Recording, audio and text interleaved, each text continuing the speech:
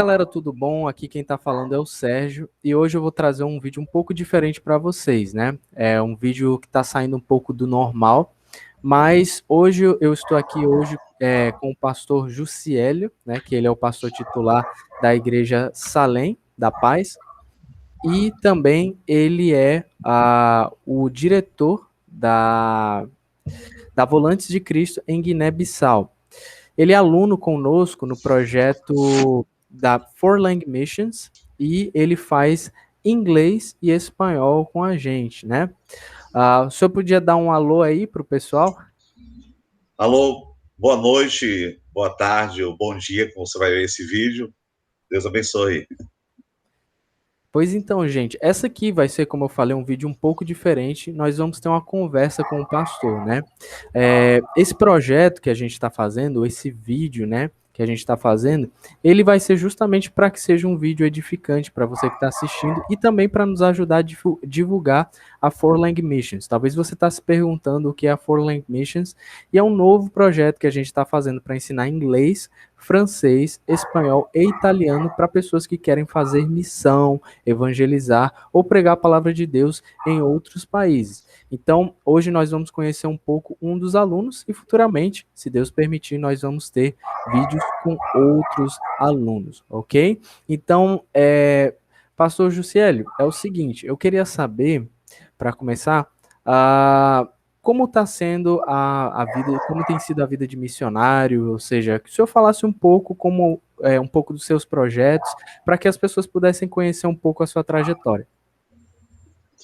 Boa noite, professor Sérgio, e quero desde já agradecer pela oportunidade a mim concedida para compartilhar um pouco da nossa experiência como representante da missão Volantes de Cristo em Guiné-Bissau. Eu sou pastor da Igreja Salém Casa de Paz, em Cascavel, Ceará, Brasil, e filiado à missão Volante de Cristo, que está completando agora 41 anos de existência, e pela missão Volante de Cristo, na direção do nosso pastor Júlio Pinto, que é o pastor presidente que mora nos Estados Unidos, em Dallas, no Texas, incumbiu-nos dessa responsabilidade. A obra missionária, ela deve ser encarada primeiro pelo chamado, né? Todos nós em Cristo devemos saber que nós fomos chamados para ser testemunha daquilo que nós recebemos uma vez transformada a nossa vida. Quanto à obra missionária, o que traz o pressuposto, a missão transcultural, ela de fato é uma obra árdua, né? Não existe esse romantismo como as pessoas às vezes, eu queria tanto ir para a África, eu queria tanto para a Índia, porque eu acho legal essa transição. É bom você conhecer culturas, é excelentíssimo você essa troca de cultura. No entanto, a gente tem que focar bastante o que Jesus falou em Lucas, capítulo 10, que estaria nos enviando como ovelhas no meio de lobo, tá certo? Uhum. Então, assim, a obra missionária tem a sua vertente no ID, realmente, do chamado de proclamar o reino de Deus e a sua justiça para que Deus possa ser glorificado em toda a terra. A realidade da missão, a missão só existe porque não existe adoração. É bem fácil a gente entender. A missão, ela existe porque não existe adoração. Quando toda a terra tiver conhecimento da adoração de um único Deus, aí virá realmente o final da missão. Não precisa mais ter missão, porque a adoração já foi em toda a terra. Então, é isso que a gente tem que entender como obra missionária. E quero agradecer pela oportunidade desse alcance, do curso que ele está nos dando, a oportunidade de nos prepararmos para alcançar, porque a linguística é uma grande barreira para que as pessoas possam, de fato, entender o plano da salvação. De fato, nem todo mundo nasceu no Brasil, nem todo mundo nasceu nos Estados Unidos. No entanto, a comunicação do Evangelho em todas as línguas pelas quais Deus a criou, ela deve ser compreendida nisso. E eu creio que isso deve ser a obra missionária. Entendendo o nosso chamado com a responsabilidade de pregar o Evangelho para que seja claro para as pessoas o que você está falando. Amém. E justamente, assim, eu gostei muito do que o senhor falou sobre a questão da romantização das missões, né? Às vezes as pessoas se empolgam muito e querem ir, eu quero ir para as nações, quero ir para um lugar perseguido, mas a gente tem que saber que isso implica um preço, né? A pessoa vai Uhum, passar não querendo desencorajar ninguém, mas é algo que tem que ser apresentado a Deus e que a pessoa, ela de fato tem que ser enviada por Deus, né? Para que ele uhum, mesmo a sustente. Porque se a pessoa estiver fora da vontade de Deus, não adianta ela ir fazer a missão sem que Deus tenha aprovado aquilo, né? uhum. E, pastor Jussiélio, eu queria saber o seguinte, né? Sobre a sua trajetória como missionário, em geral, né? Quais seriam assim, eu queria que o senhor me dissesse uma experiência boa e uma experiência difícil que já teve na sua vida como missionário. De fato, a obra missionária, na experiência que para mim foi muito assim, eu não digo negativa, ainda que tenha uma proporção difícil de ser encarada, que foi realmente um sequestro seguido de várias tentativas por conta de um pressuposto que eu tinha uma quantia exorbitante na minha casa, ou seja, em 2012, como a gente tem um projeto constantemente, como eu falei há pouco instante antes de ser gravado a nossa conversa, você tem uma abordagem no mundo espiritual. Nós vivemos em principados e potestade que permeia nas regiões celestiais, e quando você é conhecedor de que esse principado vai te fazer interromper a obra de Deus, começa a vir os ataques. Em 2012, eu tive a infelicidade, porém lições aprendidas de um sequestro que perdurou aí 13 horas, não vou contar detalhes, porque levaria muitas horas de tantas coisas que aconteceu. Então, no dia 20 de maio de 2012, eu e minha família fomos sequestrados e Uhum. vivemos 13 horas, foi notícia no Brasil inteiro, nos noticiários, que o pastor em Cascavel foi sequestrado com a família, e com isso trouxe assim uma situação muito complicada, porque a gente sabia que esses ataques advindo justamente pelo fato de fazer a obra. Por que você ter conhecimento disso? Porque uma coisa é você evangelizar o seu bairro, outra coisa é você tentar ganhar uma nação para Cristo, ou pelo menos a nação tomar consciência do que é o plano da salvação para toda a nação. Então, 2012 foi muito difícil, porque a gente foi vivendo essa situação, nos trouxe assim até mesmo de querer barrar a vida, a obra missionária, né? Sim. Então, 2014, quando a gente estava vivendo ainda uma recuperação, ainda de 2012, a mesma quadrilha, não os mesmos personagens, com a mesma suposta que eu tinha na minha casa, uma quantia. Nós não somos ricos, só pelo fato de ser pastor conhecido. Eu fiz programa de rádio em Cascavel, que foi a audiência na época, e era um cara, eu sou um cara muito conhecido, e aí minha casa, Deus me deu uma casa boa, que foi um presente de Deus e também do meu pai, e com isso trouxe outro incidente em 2014, a mesma quadrilha vindo realmente a trazer a pressão, né? Porque na primeira, 2012, eles não tinham alcançado o objetivo, que seria os 15 mil reais, tendo em vista que eles levaram mais do que isso, levaram meu carro, computador e tantas coisas Uhum. que na somatória daria mais do que eles queriam. Em 2014 aconteceu. Em 2016, realmente veio acontecer pela terceira vez, tendo em vista que nessa terceira vez, em 2016, ainda tive a oportunidade de ligar para uma amiga minha, e a polícia veio muito rápido, não aconteceu o que aconteceu nas outras vezes. E em Uhum. 2016, tendo acontecido o que aconteceu de assalto, nós iniciamos um projeto chamado Moto na Estrada, Guiné-Bissau Alcançada. Por que esse projeto?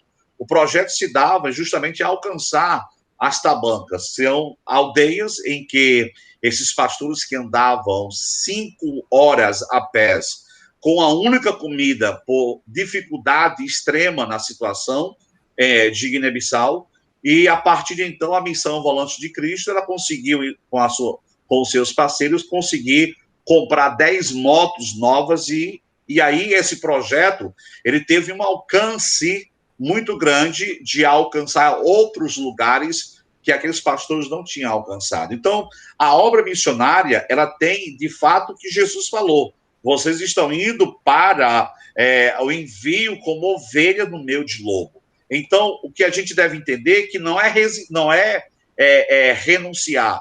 Nós temos que entender que nós não recebemos um espírito de covardia. Hebreus, ele fala isso, que nós não somos daqueles que retrocedem, mas daqueles que avançam.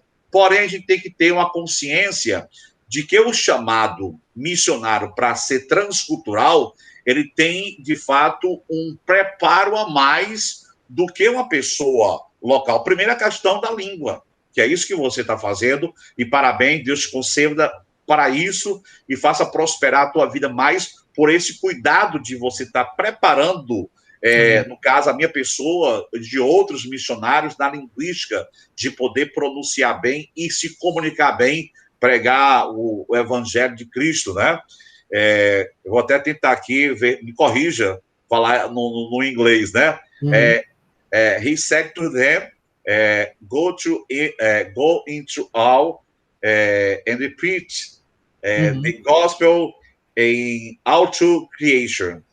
Né? No caso de pregar o evangelho a toda criatura, e de fato, estou aqui já arranhando já o inglês. Então, a gente observa que a missão, ela tem esse cuidado da língua, do preparo, o preparo teológico. Não eu acho que um dos grandes problemas que nós estamos tendo hoje, pode me dar um feedback quando deparar. O grande problema hoje na questão da igreja no Brasil, e por que não dizer no mundo, mas vamos falar da nossa casa. Pastores que não têm conhecimento de preparar bem o missionário, tá certo? Então, as agências missionárias, ela tem essa grande valia de preparar bem o missionário para o país em que ele está sendo enviado. Então, a igreja, de fato, é esse cuidado junto com a agência missionária, quem envia é a igreja, quem sustenta é a igreja que tem que ter esse cuidado com o missionário. Quando o missionário ele é enviado pela igreja, essa igreja também tem um cuidado com ele. O missionário que está indo por conta própria é um grande perigo por duas vertentes. Primeiro, ou a igreja está sendo omissa e não enviando, e o missionário tem um chamado de Deus e de qualquer forma ele quer ir. E fica preocupante essa situação. Então, a gente tem que ter esse grande cuidado na obra missionária. Sim, eu entendo. E, assim, tudo que o senhor está falando nesse vídeo, eu acredito que vai ser muito útil para a pessoa que está considerando, né, viver esse tipo de vida, né, como missionário, que a pessoa realmente acredita que ela foi vocacionada para isso. E, assim, uma situação como a que o senhor falou, de sequestro, eu imagino que deve ter passado um turbilhão de coisas. Eu estou devendo a outra experiência boa, né? Sim, sim. A experiência boa, ainda que ainda triste, no sentido de não tê-la conosco, que foi uma missionária que impactou a minha vida, que eu não a conheci pessoalmente, vivendo o tempo, chamada Isabel Arthur, conhecida em Guiné-Bissau como Aiza. De fato, essa mulher morreu em Guiné-Bissau em 2010, no ano que eu cheguei. Ela morreu no dia 8 de julho de 2010. E essa mulher impactou minha vida da seguinte forma, porque ela foi a tradutora da Bíblia do português para o crioulo. Então, essa mulher teve um alcance muito grande da nação. Quer dizer, ela trabalhou noites a frios para traduzir realmente do português para o crioulo. Ela teve um avanço muito grande porque traduziu do inglês para o português e depois para o crioulo e o Novo Testamento no Bijagós. Então, para mim, foi uma experiência muito grande de ver uma mulher que chega em Guiné-Bissau, uma mulher com 30 anos de idade e impactou a nação guineense até hoje. Então, essa experiência marcou a minha vida, que me motivou a continuar a fazer a obra de Deus. Amém, que coisa maravilhosa. E, assim, pastor, eu queria saber sobre os projetos, né? O senhor já citou um projeto que já foi feito, né, pela Missão Volantes de Cristo, né? Isso. E eu queria saber quais são os futuros projetos que vocês teriam. É um dos projetos que a gente tem cogitado já há bastante tempo, não deu certo por conta de alguns fatores, até mesmo de tempo e comodidade para chegar, era que até meio assim, maluco para quem vai ouvir, que seria dente por dente e olho por olho. E eu vou Uhum. explicar por quê. Porque era justamente levar dentistas e oftalmologista para fazer a cirurgia de cataratas em Guiné-Bissau, que é um dos grandes necessidades que nós temos da cirurgia da catarata em si, né? Sim, Em Guiné-Bissau. E como esses profissionais têm uma ocupação muito grande, não é fácil levá-lo de imediato, porque tem realmente um custo. O custo sempre eles fazem voluntariamente, eles mesmos pagam as suas próprias passagens, eles se doam, além de se doar no sentido da própria pessoa, os próprios recursos eles conseguem por si, dos amigos e parceiros, né? Mas como esse projeto não está acontecendo, nós temos um projeto que realmente ele é um tanto assim bem bem ousado, que é de fato cavar um poço profundo na região de Pidilim, é a região pesqueira, a região de uma tabanca de pescadores, uhum, mas a dificuldade da água potável é muito grande na Guiné-Bissau, como também no nosso Nordeste. Porém, não dá para você comparar o Nordeste com a Guiné-Bissau. Às vezes as pessoas, é uma das coisas que a pessoa precisa entender. Me dá um feedback se eu estiver falando muito rápido. É, Aqui no Brasil, há uma coisa que a igreja brasileira precisa entender: não há como você comparar o Nordeste com a África. Primeiro, porque aqui nós temos plano de governo, nós temos o Bolsa Família, nós temos o Bolsa Safra, nós temos qualquer casa no Nordeste, pelo menos uma pessoa é aposentada, tá? Pelo menos uma pessoa é aposentada ou duas pessoas são aposentadas. Na África de Guiné-Bissau, nós não temos esses planos governamentais. Nós não temos não temos, são pessoas que vivem realmente à margem de uma miséria grandiosa. Hoje, em Guiné-Bissau, se tirarem as igrejas católicas e igrejas evangélicas, que seriam as missões que vão para a Guiné-Bissau, é um grande prejuízo. Por quê? Porque essas duas igrejas, eu não estou falando aqui da questão da liturgia, da questão religiosa, porque segue A ou porque segue B. Eu estou falando da situação da ação de assistência, da uhum, educação, de cuidar das crianças, de alimentar, de cavar poços profundos, de construir escola, de levar realmente condições de médicos e fazer coisas que o Estado não faz na Guiné-Bissau. uhum. Então, hoje nós estamos com o cuidado de cavar esse poço. E não é barato, né? Por quê? Porque tudo é caro, não se produz nada na Guiné-Bissau para essa realidade, são coisas que vêm de outros países e têm impostos altíssimos, e claro que ninguém vai trabalhar de graça, né? Ninguém vai chegar, então, infelizmente, alguém tem que pagar a conta. Então, um poço hoje desse em Guiné-Bissau, que é um poço que tem aí uma proximidade de 2 mil, 3 mil litros d'água por vazão, que vai ter aí um tanque de 2 mil litros d'água, que é todo já preparado, para realmente estar na altura e essa água chegar na casa das pessoas. Vai tornar em torno de 3 milhões e 500 mil francos CFA, que daria em torno, em dinheiro de real, uns 37 mil. Né? É muito Uhum. dinheiro, é muito Sim, dinheiro. Mas eu digo que se nós fizermos a nossa parte, de pouco em pouco a galinha enche o papo, né? sim. Então a gente vai trabalhando, alguém pode, de repente, alguém pode ver esse vídeo e o cara sozinho pode dar esse poço, mas Uhum. a gente sabe que 37 mil reais para Deus não é difícil. A gente olha para a nossa lógica e sabe que não temos esse dinheiro, mas o projeto é esse, o projeto de nós cavarmos um poço ali em Bidilim, e eu creio que Deus haverá de fazer esse envio. Não sei da onde, vai fará. Amém, amém. É até um ponto para as pessoas que estão assistindo esse vídeo, elas puderem estar em oração em favor disso e até quem puder ajudar, né, para dar um auxílio para esse projeto que está sendo feito, se Deus tocar no coração de vocês. Inclusive, eu pretendo deixar as informações de Instagram aqui do projeto do pastor para quem quiser até entrar em contato com ele. Aí, caminhando para o final, eu queria saber, pastor, assim, como tem sido a sua experiência com os idiomas, né, em si, até mesmo após aquela situação traumática, e como está sendo agora, ou seja, com o projeto que o senhor está participando, que é a Four Language Missions, né, aprendendo inglês e espanhol. Como tem sido a sua relação com os idiomas? É, professor Sérgio, a minha vida sempre foi uma vida de milagre. Bem, eu finalizo com isso, sempre foi uma vida de milagre. Por quê? Eu, com 10 anos de idade, eu fui acometido de uma febre muito forte que trouxe à minha vida uma convulsão. Eu passei a ser epilético, né?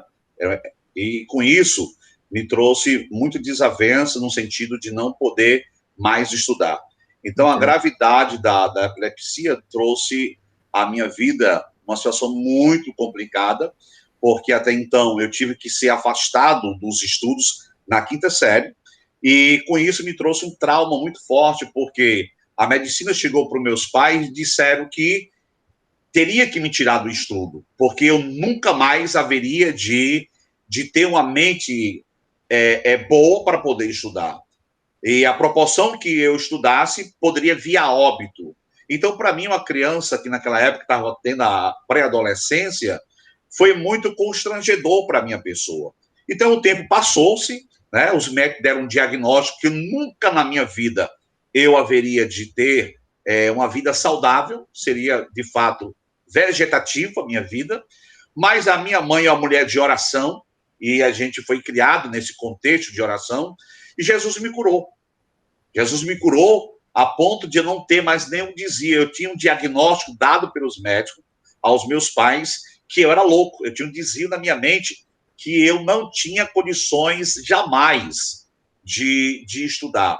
E, para glória de Deus, quando eu me reconciliei em 92, né, passei um tempo afastado, me afastei, mas em 92 eu me reconciliei com Cristo, foi o ano da virada. Me reconciliei, voltei para Cristo, me casei, meu filho nasceu. Então foi uma alegria, me batizei nas águas.